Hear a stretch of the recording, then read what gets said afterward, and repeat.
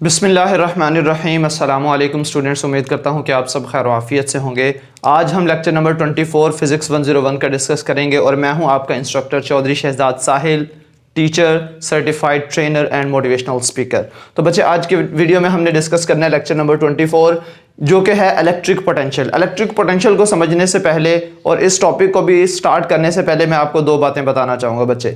Number 1, आपने अपने जो नोट्स दिए हुए हैं आपको वीयू की तरफ से उनको फॉलो नहीं करना।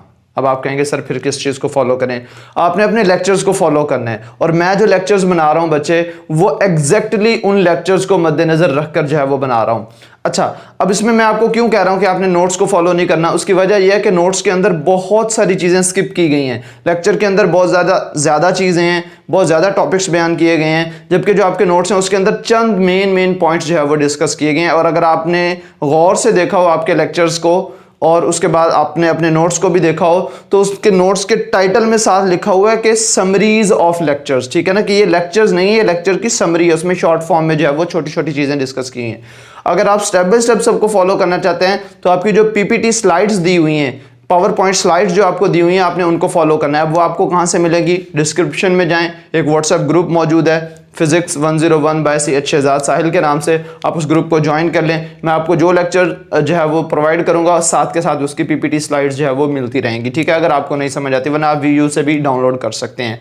और दूसरा, अगर आपने नोट्स चाहिए, डिटेल नोट्स, वो भी मैं ग्रुप में प्रोवाइड कर दिया करूंगा, तो आप जो है वो ग्रुप को ज्वाइन कर लें ताकि आपको जो वो नोट्स हैं स्टेप बाय स्टेप जो डिटेल में नोट्स दिए गए हैं वो मैंने खुद बनाए हैं, तो वो आप उसको जो है वो देख सकते हैं, उससे आप फायदा उठा सकते हैं। तो बात करते हैं सबसे पहले टॉपिक की, जो कि है हमारे पास टॉपिक है हमारा इलेक्ट्रिक पोटेंशियल। लेकिन उसको समझने से पहले आपको ग्रेविटेशनल पोटेंशियल का मतलब पता होना चाहिए, क्योंकि ग्रेविटेशनल पोटेंशियल आप ऑलरेडी पढ़ चुके हैं। ग्रेविटेशनल पोटेंशियल क्या है कि मिसाल के तौर पर ये एक ऑब्जेक्ट है, इसको मैंने यहां से उठाया, इसको मैं यहां से किसी हाइट h तक लेके गया हूं, तो इस पॉइंट से लेकर इस पॉइंट तक ले जाने में जितना मुझे वर्क डन करना पड़ा है वो वर्क डन जो है वो इसमें as a potential energy store हो जाएगा। लेट्स सपोज हमारे पास एक ऑब्जेक्ट है जिसको पॉइंट ए से जो है वो मैंने उठाया है और इसको पॉइंट बी तक जो है वो मैं ले गया हूं, तो इसका जो डिस्टेंस है वो ds कह लें, या जो है वो आप कह लें कि इसकी जो हाइट है वो h है। तो यहां से लेकर यहां तक जितना मैंने इसको हाइट या डिस्टेंस कवर करवाया उसको मुझे वर्क डन करना पड़ा होगा, यानी कि यहां से यहां तक ले जाने में मुझे वर्क डन करना पड़ा है। तो ये जो वर्क डन है वो बेसिकली इसके अंदर स्टोर हो गया होगा in the form of potential energy. So work done हमारे पास किसके इक्वल होता है? Work done from A to B which is equal to F D cos of theta. Chapter number 3 के अंदर हमने जो है वो पढ़ा था फर्स्ट ईयर के अंदर। ठीक है, और चैप्टर नंबर 6 के अंदर 9th क्लास के फिजिक्स में आपने पढ़ा होगा। ठीक हो गया। उसके बाद हमारे पास ये, चूंकि हमारा जो वर्क डन होता है वो नेगेटिव ऑफ, हमारी जो चेंज इन पोटेंशियल एनर्जी होती है वो नेगेटिव ऑफ वर्क डन के इक्वल होती है। सो यहां से लेकर यहां तक ले जाने में जितना वर्क डन करना पड़ा वो हमारे पास in the form of change in potential energy आ जाएगा। यू बी का मतलब यह है कि potential energy at point B, final potential energy में से सब्ट्रैक्ट कर देना हमने किसको? इनिशियल पोटेंशियल एनर्जी यानी कि यूए को। तो फाइनल माइनस इनिशियल करके ये हमारे पास वर्क डन के इक्वल आ जाएगा, यानी कि change in potential energy which is equal to negative of the work done के इक्वल आ जाएगा। We only define work done और potential energy U if force is conservative. अब यहाँ पे force is conservative. Conservative force का क्या मतलब है? कंजर्वेटिव फोर्स जैसे कि ग्रेविटेशनल फोर्स जो है वो हमारे पास एक कंजर्वेटिव फोर्स है, और उसके बाद जो है वो इससे मुराद यह है कि एक ऐसी फोर्स जिसकी मदद से आप वर्क डन कर रहे हैं और वो पाथ डिपेंडेंट नहीं है। मिसाल के तौर पर बच्चे, आपने इस पॉइंट को, इस ऑब्जेक्ट को यहां से उठाया, इसको स्ट्रेट फॉरवर्ड ऊपर ले गए, तो इसमें जितना वर्क डन होगा आप इस ऑब्जेक्ट को पहले यहां पे लेके जाते, फिर यहां पे लेके जाते, फिर उसके बाद आप इसको यहां पे ले जाते, तो वर्क डन फिर भी इसका उतना ही बनना था जितना इस पाथ 1, पाथ 2 और पाथ 3 से बन रहा है। ये भी आपने ऑलरेडी चैप्टर नंबर 4 के अंदर आए, फर्स्ट ईयर फिजिक्स के अंदर। ठीक है, तो अब हम बात करते हैं अपना जो आज का टॉपिक है उस पर, जो कि हमारे पास ग्रेविटेशनल पोटेंशियल एनर्जी नहीं बल्कि इलेक्ट्रिक पोटेंशियल एनर्जी है। अब इलेक्ट्रिक पोटेंशियल एनर्जी क्या है कि अगर आपके पास दो चार्जेस मौजूद हैं, ठीक है, और आप एक चार्ज को अगेंस्ट द फील्ड मूव करवाते हुए लेके आ रहे हैं, तो उस पर जितना आपको वर्क डन करना पड़ेगा वो आपकी ग्रेविटेशनल नहीं बल्कि इलेक्ट्रिक पोटेंशियल एनर्जी कहलाएगी। मिसाल के तौर पर यहां पे आपने एक पॉइंट ए पर जो है वो आपने एक चार्ज रखा हुआ है, जिसको आप पॉइंट बी पर जो एक दूसरा चार्ज है जिसका हमारे पास मैग्नीट्यूड 1 है, उससे r डिस्टेंस पर मौजूद है। कितने डिस्टेंस पर है जी? डिस्टेंस r पर जो है वो मौजूद है। सॉरी। तो अब इसको यहां से उठाकर आप इधर लेके आ रहे हैं, तो उस पर जो वर्क डन होगा, वर्क डन मैंने ऑलरेडी आपको बताया कि वो किसके इक्वल होता है, फोर्स इनटू डिस्टेंस के इक्वल होता है, बेसिकली डिस्प्लेसमेंट होता है। तो यहां पे हमारे पास जो है वो फोर्स इनटू डिस्प्लेसमेंट के इक्वल होगा। ये तो हमने कैपिटल आर लिखा हुआ है, ठीक है, डिस्टेंस है। अगर आपके पास दो चार्जेस के दरमियान डिस्टेंस स्मॉल आर हो तो फोर्स इनटू डिस्प्लेसमेंट के इक्वल होगा, ठीक हो गया जी। अच्छा, यहां पे अब आपको फोर्स डिफाइन करनी है, फोर्स किसके इक्वल होती है। हमारे पास बच्चे जो इलेक्ट्रिक फोर्स होती है वो इक्वल होती है चार्ज इनटू इलेक्ट्रिक फील्ड के। तो अब यहां पे चार्ज, तो हमने कहा कि ये चार्ज कितना है, इसकी वैल्यू कितनी है, 1 है। तो यहां पे हमारे पास 1 इंटू ई, यानी कि हमारे पास जो फोर्स आ गई है वो ई के इक्वल आ गई है। उसके बाद हमारे पास इलेक्ट्रिक फील्ड की वैल्यू क्या होती है, 1/4 pi epsilon naught Q over R square. ये हमने ऑलरेडी फाइंड की हुई है। तो यहां पे मैं क्या पुट कर दूंगा, फोर्स की जगह क्या आ जाएगा बच्चे, ई आ जाएगा, क्योंकि हमारे पास फोर्स ई के इक्वल आ गई है। तो यहां पे मैंने ये लिख दिया। अब यहां पे इसको भी समझ लें जरा, ये इन्फिनिटी टू आर से क्या मुराद है कि ये जो हमारा पॉइंट है ये एक पॉइंट बी है, और ये जो दूसरा पॉइंट है वो हमारे पास इन्फिनिटी से हम जो है वो लेके आ रहे हैं इस पॉइंट ए तक, ठीक है। तो इन्फिनिटी टू आर से मुराद है कि एक पॉइंट हमारे पास बहुत दूर था, वहां से आप उसको उठा के लेके आए हैं इस डिस्टेंस आर तक। तो ये बेसिकली इन्फिनिटी टू आर हमने ये इसकी लिमिट अप्लाई कर दी है। अब यहां पे हमारे पास ई की वैल्यू है, ई की वैल्यू होती है 1/4 pi epsilon naught Q over R square. और ये जो मैंने सर्कल किया हुआ है 1/4 पाई एप्सिलॉन नॉट क्यू, ये सब कांस्टेंट है, इसको बाहर निकाल दें, D R divided by R square, इसको आप इंटीग्रल के अंदर रख दें, ये वही लिमिट लगा दी है। उसके बाद इसको सिंप्लीफाई करेंगे, इसको इंटीग्रेट करने के बाद और इसकी लिमिट अप्लाई करने के बाद हमारे पास ये रिजल्ट आ जाएगा, ठीक है। उसके बाद एक चीज बच्चे आपने और समझनी है कि if distance is equal to infinity between the charges, अगर चार्जेस के दरमियान जो डिस्टेंस है वो इनफाइनाइट हो जाएगा। अभी तो हमारे पास डिस्टेंस आर था ना, ठीक है।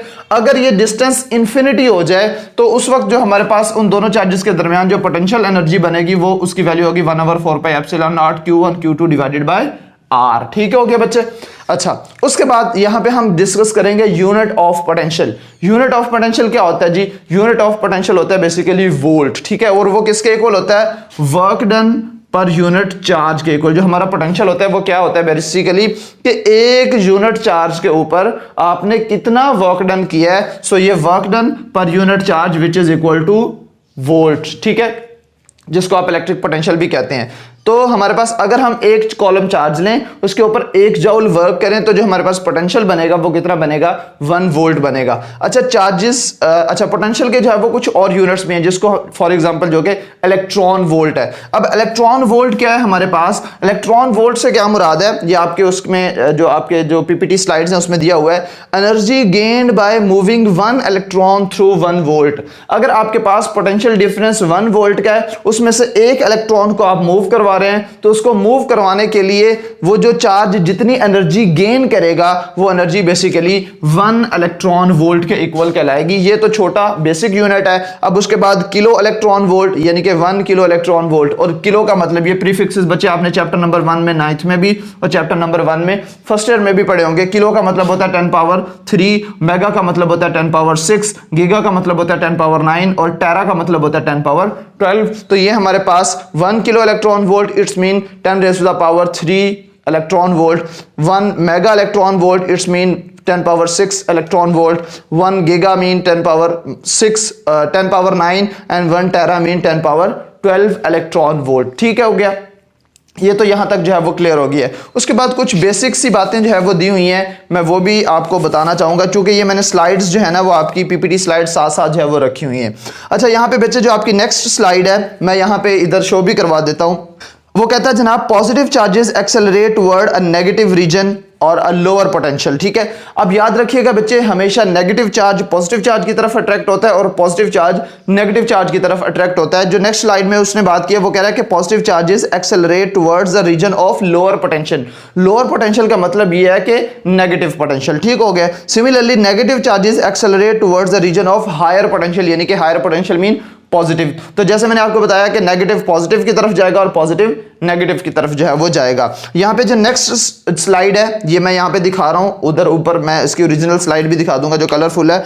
इसमें वो ये कह रहा है कि potentials are more positive regions which have more positive charges. वो कह रहा है कि वो पॉइंट्स जहां पे पॉजिटिव चार्जेस ज्यादा होंगे, लेट्स सपोज मैं यहाँ पे 2 सिचुएशंस बना रहा हूँ, यहाँ पे इतने से चार्जेस हैं और ये दोनों पॉजिटिव चार्जेस ही हैं, और एक ये रीजन बना रहा हूं यहाँ पे जो है वो बहुत सारे पॉजिटिव चार्जेस हैं। अब आप मुझे ये बताएं कि पोटेंशियल कहां पे ज्यादा होगा? जहां पे ज्यादा चार्जेस होंगे वहां पे ज्यादा पोटेंशियल होगा, जहां पे कम चार्जेस होंगे वहां पे कम पोटेंशियल होगा। ठीक हो गया बच्चे? अच्छा, तो ये हमारे पास इससे मुराद ये हुआ, ये स्लाइड हमें यही बता रही है कि potentials are more positive in regions which have more positive charges. तो वहां पे जो है हमारे पास पोटेंशियल ज्यादा पॉजिटिव होगा जहां पे पॉजिटिव चार्जेस ज्यादा होंगे, और जहां पे पॉजिटिव चार्जेस कम होंगे वहां पे पोटेंशियल जो है वो कम पॉजिटिव होगा। ठीक है, उसके बाद उन्होंने ये बताया हुआ है कि हमारे पास पोटेंशियल किसके इक्वल होता है। ये स्लाइड आप जो है वो गौर से देख लें, मैं उधर भी दिखा दूंगा कि हमारे पास चेंज इन पोटेंशियल जो है वो नेगेटिव ऑफ वर्क डन के इक्वल होता है। मैं इसको तकरीबन चल जी मैं यहाँ पे लिख देता हूँ कि हमारे पास डेल्टा वी जो है वो इक्वल होता है negative of work done per unit charge के इक्वल होता है। ठीक है अच्छा, उसके बाद हमारे पास यहाँ पे बताया हुआ है कुछ चार्जेस जो है वो दिए हुए हैं, इसमें सिर्फ उनका वर्क डन भी दिया हुआ है और उसके बाद चार्जेस भी दिए हुए हैं। वर्क डन की जो वैल्यू दी है वो दी हुई है हमारे पास 8 जाउल्स, और उसके बाद जो चार्जेस हैं वो दिए हुए हैं हमारे पास 2 कॉलम्स। इसको सिंप्लीफाई करेंगे तो ये हमारे पास 4 वोल्ट्स जो है वो इसका आंसर आ जाएगा। तो यहाँ तक जो है वो बच्चे आपका काम खत्म हो गया है। अच्छा बच्चों, ये तो हमने डिस्कस कर लिया था कि हमारे पास अगर 2 कॉलम चार्ज है और उन चार्जेस के ऊपर जो है वो हमने 8 जाउल जो है वो वर्क किया तो उसका पोटेंशियल जो है वो कितना आया था। ठीक है, वो हमने लास्ट अभी जो है वो किया है। अब हम आगे देखते हैं, ये स्लाइड सामने आपको शो हो रही है।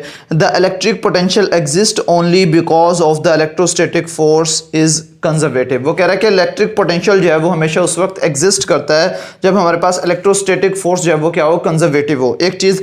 और दूसरा, अब यहाँ पे हमारे पास जो बात कर रहा है, electric potential is similar but differ from a gravitational potential in one way. अब यहाँ पे 2 डिफरेंसेस बेसिकली आपको बताने हैं कि जो हमारे पास इलेक्ट्रिक पोटेंशियल है और उसके बाद जो ग्रेविटेशनल पोटेंशियल एनर्जी है, इन दोनों में डिफरेंस क्या है। डिफरेंस सिंपली ये है कि जो हमारे पास इलेक्ट्रोस्टैटिक फोर्सेज होती हैं या इलेक्ट्रिक जो पोटेंशियल होता है वो बेसिकली चार्जेस की वजह से होता है, और जो इलेक्ट्रोस्टैटिक फोर्सेज होती हैं वो 2 चार्जेस, लेट्स सपोज एक पॉजिटिव है और दूसरा हमारे पास नेगेटिव चार्ज है। ठीक है, इन दोनों की वजह से इलेक्ट्रोस्टैटिक फोर्स हो सकती है, और ये हमेशा क्या होगी, अट्रैक्टिव होगी। ये इसको अट्रैक्ट कर रहा होगा और ये इसको अट्रैक्ट कर रहा होगा। ठीक है, तो ये दोनों आपस में क्या होंगी, अट्रैक्टिव फोर्सेज होंगी, एक दूसरे को अट्रैक्ट कर रहे होंगे। लेकिन अगर इस तरह से हो जाए कि ये मेरे पास एक पॉजिटिव चार्ज है और दूसरा भी मेरे पास पॉजिटिव चार्ज है, तो अब ये दोनों एक दूसरे को क्या कर रहे होंगे, रिपेल कर रहे होंगे। अब यानी कि एक ही फोर्स लग रही है जो कि रिपल्जन की फोर्स होगी, जबकि जो हमारे पास ग्रेविटेशनल फोर्स होती है वो हमेशा अट्रैक्टिव फोर्स होती है। ठीक हो गया जी, आगे चलते हैं। लास्ट एक पॉइंट और रह गया जी, जैसे कि आपको स्लाइड में नजर आ रहा है, the electric potential is a scalar quantity. ये तो आपको पता है कि इलेक्ट्रिक पोटेंशियल एक स्केलर क्वांटिटी है। उससे ऊपर जो है वो एक पॉइंट और रह गया, the electric potential determines the electric field and vice versa. ठीक हो गया कि इलेक्ट्रिक पोटेंशियल जो है वो इलेक्ट्रिक फील्ड को बेसिकली जो है वो डिटरमाइन करता है, जबकि जो हमारे पास इसका उलट भी, यानी कि अगर हमारे पास इलेक्ट्रिक फील्ड हो तो हम उसके बाद जो इलेक्ट्रिक पोटेंशियल फाइंड कर सकते हैं, और अगर इलेक्ट्रिक पोटेंशियल हो तो उससे हम इलेक्ट्रिक फील्ड फाइंड कर सकते हैं। वाइस वर्सा का मतलब ये है, उलट उससे।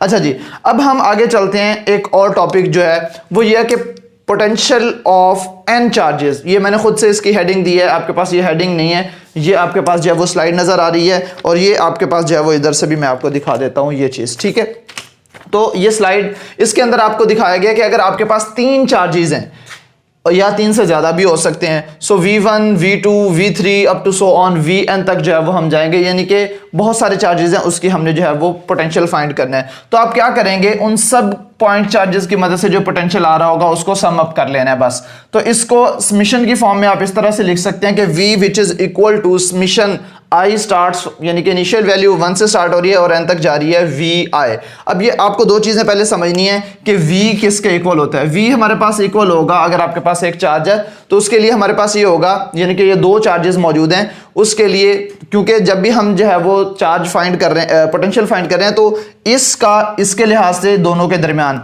और इन दोनों के लिहाज से, इन दोनों के लिहाज से, तो बेसिकली अब यहाँ पे हम ये कह रहे हैं कि अगर हमारे पास जो V है वो किसके इक्वल होता है, K which is multiplied by Q over R। R क्या होगा, इन दोनों चार्जेस के दरमियान डिस्टेंस होगा। और K की वैल्यू कितनी होती है, K की वैल्यू हमारे पास होती है 1/4 पाई एप्सिलॉन नॉट, और इसकी exact value 9.0 × 10⁻⁹ newton metre square पर कॉलम स्क्वायर जो है वो होती है। तो अगर मैं यहाँ पे फार्मूला पुट कर दूं, यानी कि ये जो V की वैल्यू है और ये K की वैल्यू पुट करने के बाद V की जगह क्या आ जाएगा, के इंटू क्यू ओवर आर आ जाएगा और के की जगह हमारे पास 1/4πε0। तो ये कांस्टेंट था, इसको मैंने बाहर भेज दिया, 1/4πε0 यहाँ पे आ गया है और क्यू आई ओवर आर आई जो है वो हमने यहाँ पे लिख लिया। ठीक है, ये तो हमने जनरलाइज कर लिया था। अब अगर हमारे पास जो है वो 3 ये चार्जेस दिए गए हैं, अगर ये आपको 3 चार्जेस दिए गए हैं तो उन 3 चार्जेस की मदद से हमने जो है वो टोटल उसका जो है वो पोटेंशियल फाइंड करना है। तो अब यहाँ पे क्या होगा, लेट्स सपोज ये कि हमारे पास चार्ज है, एक ये चार्ज है और एक ये चार्ज है, ये हमारे पास Q1 चार्ज है और ये हमारे पास Q2 चार्ज है और ये हमारे पास Q3 चार्ज मौजूद है। ठीक है, तो अब ये जो हमारे पास चार्ज 1 और चार्ज 2 के दरमियान डिस्टेंस है उसको R12 कहूँगा, और जो चार्ज 1 और चार्ज 3 के दरमियान डिस्टेंस उसको R13 कहेंगे, और जो चार्ज 3 और चार्ज 2 के दरमियान डिस्टेंस है वो R23 कहलाएगा। तो आपने इन दोनों के दरमियान जो पोटेंशियल बन रहा है, इन दोनों के दरमियान जो पोटेंशियल बन रहा है और इन दोनों के दरमियान जो पोटेंशियल बन रहा है, इन सब को ऐड अप कर लेना है। जनरल वैल्यू मैंने यहाँ पे निकाली है, तो आप इसकी यहाँ पे वैल्यूज लिख सकते हैं। दोनों चार्जेस हमारे पास Q1 और Q2 और इनके दरमियान डिस्टेंस R1 R2। सो यहाँ पे बन जाएगा 1/4πε0 Q1 Q2 इंटू R12। ठीक हो गया। और दूसरे चार्जेस इन दो के लिए जो है वो हमारे पास बन जाएगा 1/4πε0 Q1 Q2 divided bye R13, और थर्ड के लिए हमारे पास बन जाएगा 1/4πε0 Q2 और ये Q3 है, तो Q2 Q3 डिवाइडेड बाय 2 इन सब को हम जो है वो ऐड कर सकते हैं। यहाँ पे मैंने एक चीज लिखी हुई है, अगर हमारे पास 2 चार्जेस मौजूद हों, if we have only 2 charges, तब भी हम जो है वो पोटेंशियल फाइंड कर सकते हैं। लेकिन यहाँ पे एक स्पेशल केस बन जाएगा, अगर हमारे पास 2 चार्जेस हों इक्वल मैग्नीट्यूड के, ये एक पॉजिटिव क्यू है और एक नेगेटिव क्यू है, इक्वल मैग्नीट्यूड से क्या मुराद है कि अगर ये भी लेट्स सपोज 2 कॉलम है और ये भी हमारे पास 2 कॉलम्स है, फिर फर्क किस चीज का है, ये हमारे पास पॉजिटिव 2 कॉलम है, ये हमारे पास नेगेटिव 2 कॉलम है। तो इन दोनों की वजह से और इन दोनों चार्जेस के दरमियान अगर डिस्टेंस d हो तो बच्चे एक नया केस बन जाता है जिसे हम डाइपोल मोमेंट का नाम देते हैं। ये बेसिकली 2 चीजों का प्रोडक्ट होता है कि जो 2 चार्जेस हैं, मैंने कहा कि ये मैग्नीट्यूड वाइज आपस में इक्वल हैं, तो किसी एक चार्ज को आपने मल्टीप्लाई कर देना जो उसके दरमियान डिस्टेंस है उसके साथ, तो ये डाइपोल मोमेंट बन जाएगा। और डाइपोल मोमेंट को हम P से रिप्रेजेंट करते हैं, which is equal to charge multiply by distance. Charge को आप Q लिख दें और डिस्टेंस को आप D से रिप्रेजेंट कर दें, तो ये हमारे पास जो है वो आ जाएगा। अच्छा, एक बात हो गई। दूसरी बात यह है कि यहाँ पे वो कह रहा है जी टोटल चार्ज जो है वो इनका आपस में क्या हो जाएगा, 0 हो जाएगा। वजह ये हमारे पास पॉजिटिव 2 कॉलम और ये हमारे पास नेगेटिव 2 कॉलम, और प्लस माइनस यानी कि एक दूसरे का इफेक्ट आपस में क्या कर देंगे, ये कैंसिल आउट कर देंगे। यही वजह है कि ये हमारे पास जो टोटल चार्ज होगा वो क्या होगा, 0 हो जाएगा। अब नेक्स्ट सेकंड पार्ट में जो है वो हम ये देखेंगे कि डाइपोल की वजह से हम पोटेंशियल कैसे फाइंड कर सकते हैं। अभी तो हमने डाइपोल का कॉन्सेप्ट समझा कि डाइपोल होता क्या है। तो नेक्स्ट वीडियो में आपसे फिर मुलाकात होगी, तब तक के लिए मुझे दुआ में याद रखिएगा। अल्लाह हाफिज।